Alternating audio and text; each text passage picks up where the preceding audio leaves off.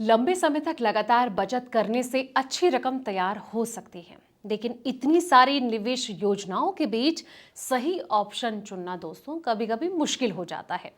आमतौर पर लोग गोल्ड, म्यूचुअल फंड और फिक्स्ड डिपॉजिट जैसे साधनों में पैसा लगाते हैं। हर निवेश का अपना फायदा और जोखिम यानी कि रिस्क होता है।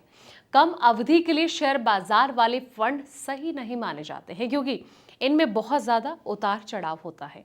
ऐसे समय में लोग एफडी, डेब्ट फंड या फिर हाइब्रिड फंड चुनते हैं। वहीं लंबी अवधि के लिए शेयर और गोल्ड दोनों अच्छे माने जाते हैं, क्योंकि समय के साथ ये बेहतर रिटर्न दे सकते हैं दोस्तों। तो चलिए इसी चीज को ट्रैक करने के लिए समझते हैं कि कौन सा फंड आपको बेहतर रिटर्न दे सकता है।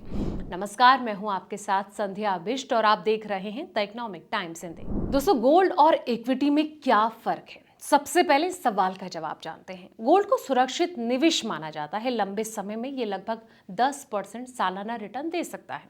दूसरी तरफ म्यूचुअल फंड में शेयरों से जुड़े होने के कारण कभी कभी बहुत ज्यादा रिटर्न मिल जाता है, लेकिन इसमें जोखिम भी बहुत ज्यादा होता है, तो इसलिए सोच समझकर निवेश करना चाहिए।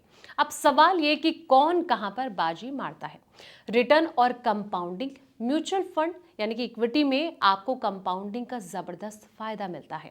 पिछले 15 साल में निफ्टी 50 और कई जो मिड कैप फंड हैं, इन्होंने 14% से ज्यादा का औसत रिटर्न दिया है दोस्तों। वहीं सोने ने जो है सुरक्षा तो दी है, लेकिन लंबी अवधि में ये इक्विटी की रफ्तार की बराबरी नहीं कर पाया है, यानी कि लॉन्ग टर्म में। अगला जो पॉइंट है वो है महंगाई और सुरक्षा।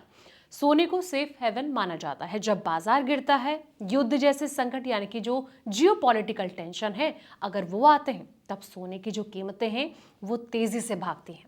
अगर आप जोखिम बिल्कुल नहीं लेना चाहते हैं, तो सोना एक ढाल की तरह काम करता है। अगला जो पॉइंट है वो है लिक्विडिटी और सुविधा, एसआईपी। इसे बेचना आसान है और पैसा सीधे बैंक खाते में आता है। डिजिटल गोल्ड या फिर गोल्ड एटीएफ भी अब लिक्विड हो गए हैं। भौतिक सोना, अगर आपके पास गहने हैं तो उन्हें बेचने पर मेकिंग चार्ज और शुद्धता का नुकसान उठाना पड़ता है दोस्तों, जो आपके कुल मुनाफे को कम कर देता है। एसआईपी जो है वो लंबी अवधि में गोल्ड से ज्यादा रिटर्न दे सकते हैं, लेकिन इसमें खतरा भी उतना ही ज्यादा होता है। गोल्ड उतना तेज रिटर्न नहीं देता है, पर पैसा जो है वो सेफ रहता है। आपका फैसला आपकी जोखिम लेने की क्षमता और भविष्य के लक्ष्य पर डिपेंड करता है। बड़ा निवेश करने से पहले किसी वित्तीय सलाहकार से राय लेना फायदे का सौदा साबित हो सकता है दोस्तों।